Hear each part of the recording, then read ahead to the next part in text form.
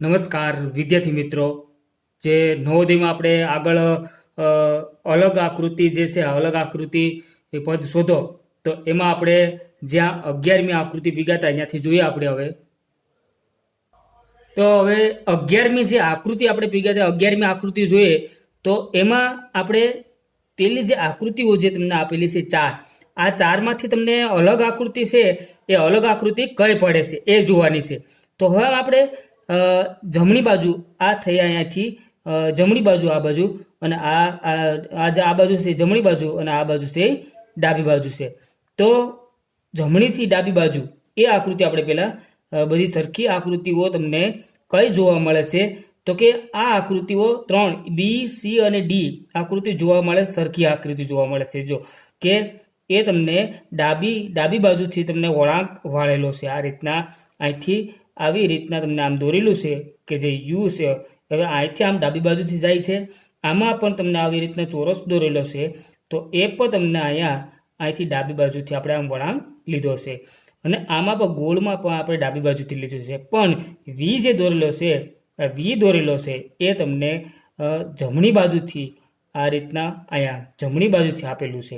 તો જે જમણી બાજુથી તમને આપેલું છે તો આ એ જે છે આકૃતિ એક તમને શું છે અલગ પડે છે. તો આનો જવાબ શું આવશે આપણે તો કે એ જવાબ આવશે.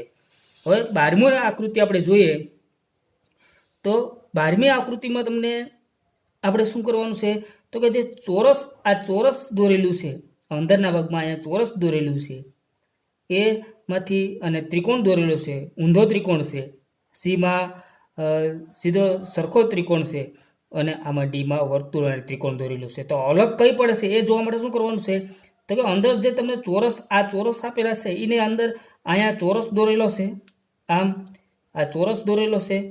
તો કે ચોરસની અંદર ચોરસ છે, કોઈ ત્રિકોણ જે છે આ ત્રિકોણ જે દોરેલો છે કે ત્રિકોણ ઊંધો ત્રિકોણ તમને જે દોરેલો છે આ રીતના ત્રિકોણ ઊંધો ત્રિકોણ તમને દોરેલો છે એ ત્રિકોણમાં તમને ત્રિકોણ આપેલો છે. જે ત્રિકોણમાં તમને ઊંધો ત્રિકોણ જે તમને દોરેલો છે આ રીતના ઊંધો ત્રિકોણ દોરેલો છે એમાં પણ ત્રિકોણ તમને છે, ત્રિકોણ છે એ ઊંધો ત્રિકોણ પણ એમાં તમને દોરેલો છે. ત્રિકોણ પાછો સરખો ત્રિકોણ જોઈએ તો એમાં પણ તમને ત્રિકોણ છે એ કેવો ત્રિકોણ દોરેલો છે. હવે આમાં જે તમને વર્તુળ દોરેલું છે તો એમાં વર્તુળ છે એ વર્તુળ દોરેલું નથી. શું દોરેલું છે તો કે ત્રિકોણ દોરેલો છે. તો કઈ આકૃતિ તમને અલગ પડશે તો કે ડી આકૃતિ જે છે એ કઈ પડશે અલગ પડશે. તો આનો જવાબ શું આવશે તો કે ડી આવશે. 13મી આકૃતિ હવે જોઈએ તો કે 13મી આકૃતિમાં તમને આ એ બી સી અને ડી માંથી કઈ આકૃતિ તમને અલગ પડે છે એ જોઈએ તો કે અર્ધો વર્તુળ આમાં દોરેલો છે, અહીંયા અર્ધો વર્તુળ દોરેલ છે, અહીં પણ અર્ધો વર્તુળ દોરેલ છે, અહીંયા અર્ધો વર્તુળ દોરેલ છે, અહીં પણ અર્ધો વર્તુળ દોરેલ છે, આમાં પણ અર્ધો વર્તુળ દોરેલ છે, અહીં પણ અર્ધો વર્તુળ દોરેલ છે, અહીંયા અર્ધો વર્તુળ દોરેલ છે, અહીંયા અર્ધો વર્તુળ દોરેલ છે અને આમાં જે છે એ તમને આખો વર્તુળ દોરેલો છે. તો અહીંયા આપણે કઈ આકૃતિ અલગ પડશે તો કે ડી આકૃતિ છે કેવી પડશે અલગ પડશે.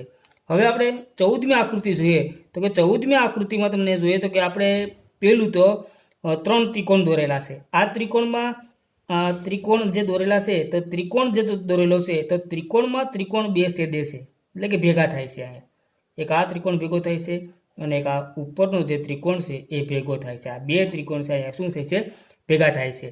પણ જે ચોરસ દોરેલા છે આમાં બીમાં આ ચોરસ દોરેલું છે અને એક અહીંયા આ ચોરસ દોરેલું છે અને આમાં આ ચોરસ દોરેલું છે. પણ જે આ ચોરસ દોરેલું છે એમાં બે ચોરસ ભેગા થાય, એક ચોરસ ભેગું થાય છે બીજું ચોરસ ભેગું થતું નથી. આ વર્તુળ દોરેલું છે, વર્તુળ જે દોરેલા છે તો વર્તુળ બે વર્તુળ છે શું થાય છે આમાં છેદે છે એટલે કે ભેગા થાય છે.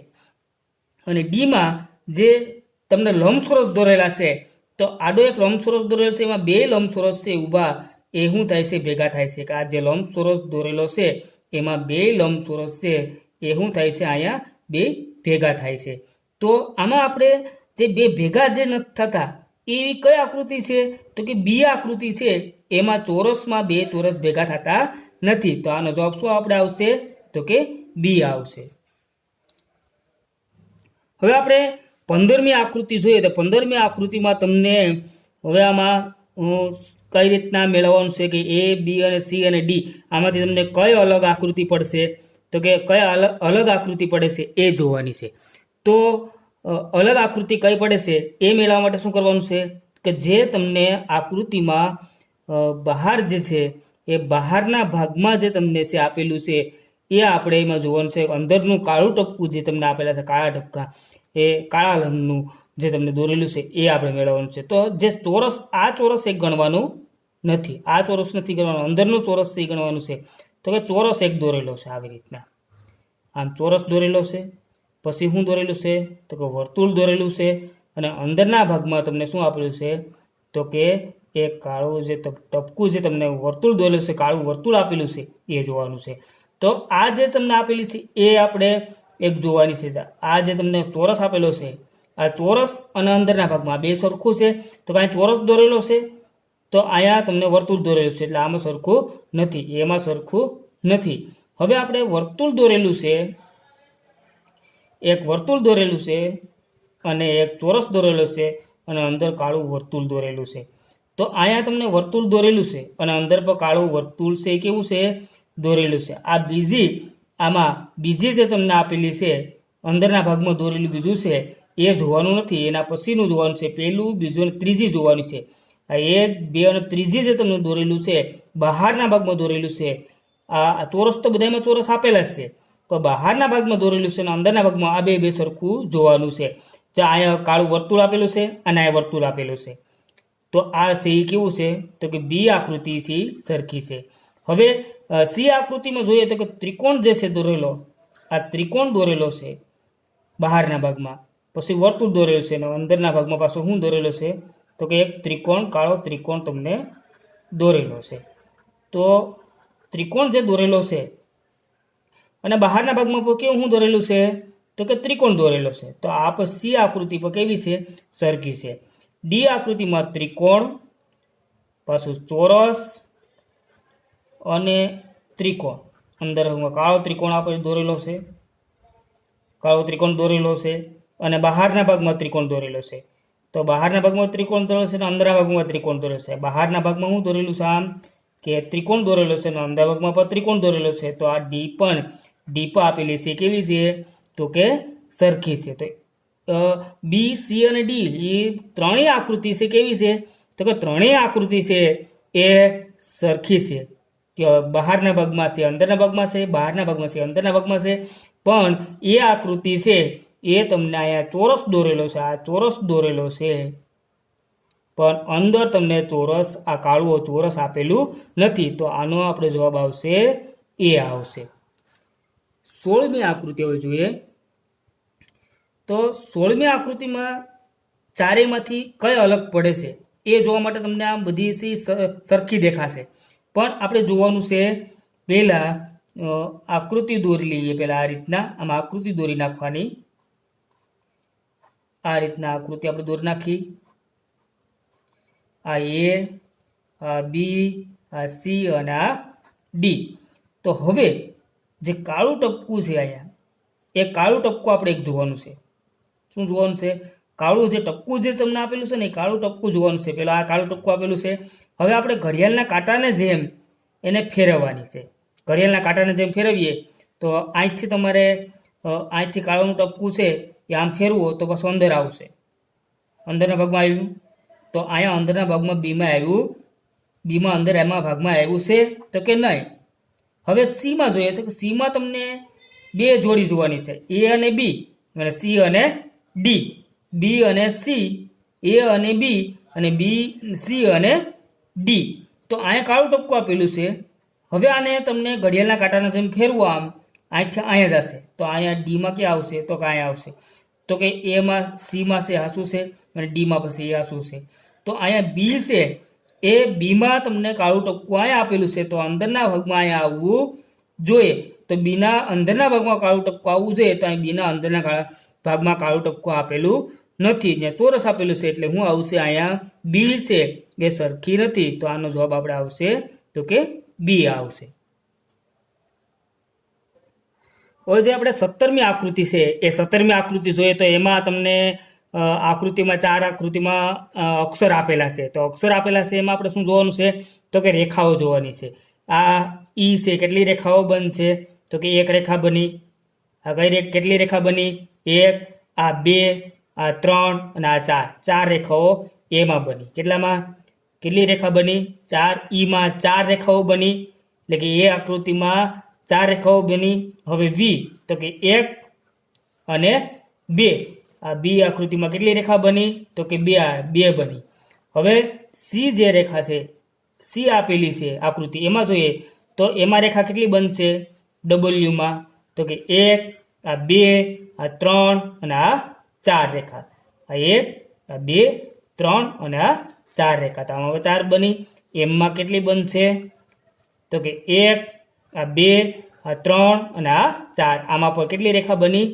તો કે ચાર બની. તો બે કેટલામાં શેમાં બની છે? બે રેખા. એક રેખા અને આ બે રેખા.